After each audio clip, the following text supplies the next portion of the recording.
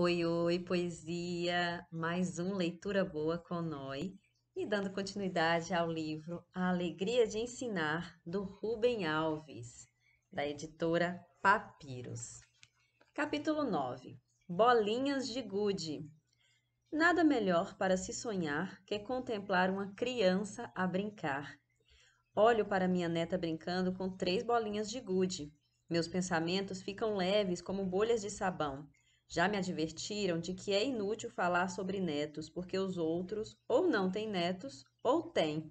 Se têm netos, depois do que a gente conta, eles sempre dizem: Mas isto não é verdade.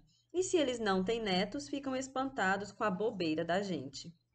Resolvi correr o risco de desobedecer ao conselho, pois não é sobre a minha neta que vou falar. Vou falar sobre minhas bolhas de sabão, os sonhos que tenho quando a vejo brincar. A Mariana me fez pensar pensamentos que eu não havia pensado. Talvez os tivesse pensado, mas não tiver, talvez os tivesse pensado. Talvez, mas não tivesse tido coragem de dizê-los, por parecerem tolos. Mas agora sou avô, e aos avós uma dose de tolice é permitida. Há um poema sobre cuja autoria há controvérsia, em que o autor fala do arrependimento de não ter sido mais tolo do que fora. Eu não quero morrer com esse arrependimento, pois o que é um tolo? É apenas uma pessoa que ousa pensar pensamentos diferentes daqueles que a maioria pensa e repete. Aos tolos se aplica aquele aforismo de T. S. Eliot. Abre aspas. Num país de fugitivos, aquele que anda na direção contrária parece estar fugindo. Fecha aspas. Os tolos são aqueles que andam na direção contrária. Agora, quando eu era pai jovem, não via as coisas do jeito como as vejo agora. Por isso, meus pensamentos tratavam de preparar um futuro para os meus filhos. Claro, era o meu futuro, o futuro que eu sonhava. Não compreendia que os sonhos que saem das crianças não são os sonhos que os adultos sonham. Os sonhos que brotam das crianças colocam os nossos de cabeça para baixo. E que pai e que mãe não se horroriza ante essa possibilidade? Assim tratei de proteger-me. Em vez de sonhar com eles os sonhos deles, cuidei de embrulhá-los nos meus próprios sonhos, para poder dormir melhor. Se pudesse viver de novo, olharia para meus filhos com olhos de avó, de avô. Mas, quando pai jovem, essa felicidade me foi negada. Eu tinha muitas certezas sobre como a vida deve ser vivida para me permitir esse exercício de loucura.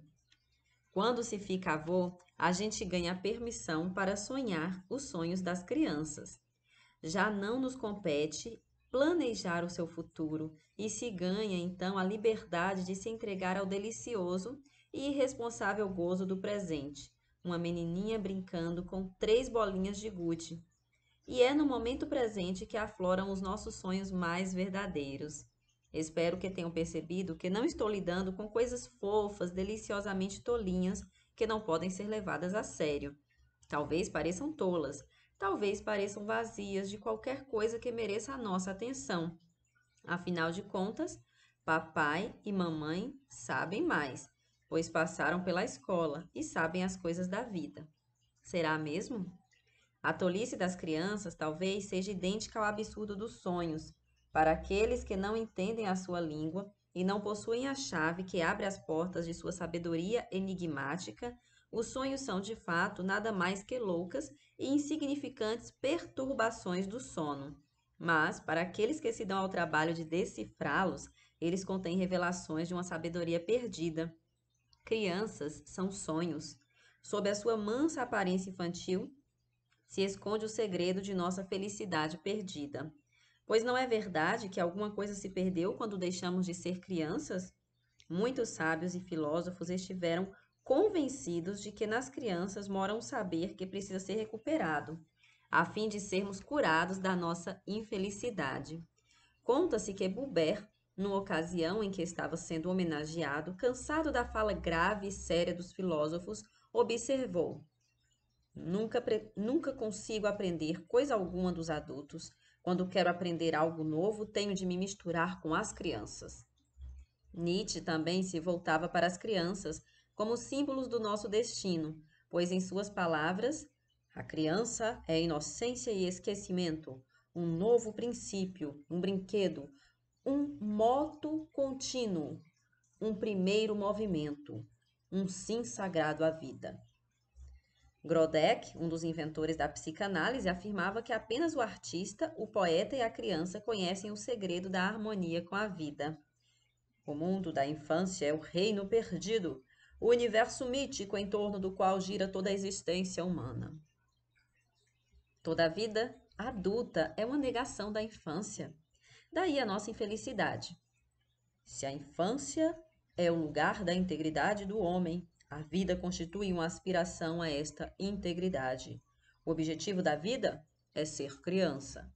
E há também o preceito evangélico que ninguém leva a sério. Não é possível que Jesus pensasse aquilo literalmente, de que se não nos transformarmos radicalmente e não deixarmos de ser adultos para voltarmos a ser crianças, não poderemos ver o reino de Deus.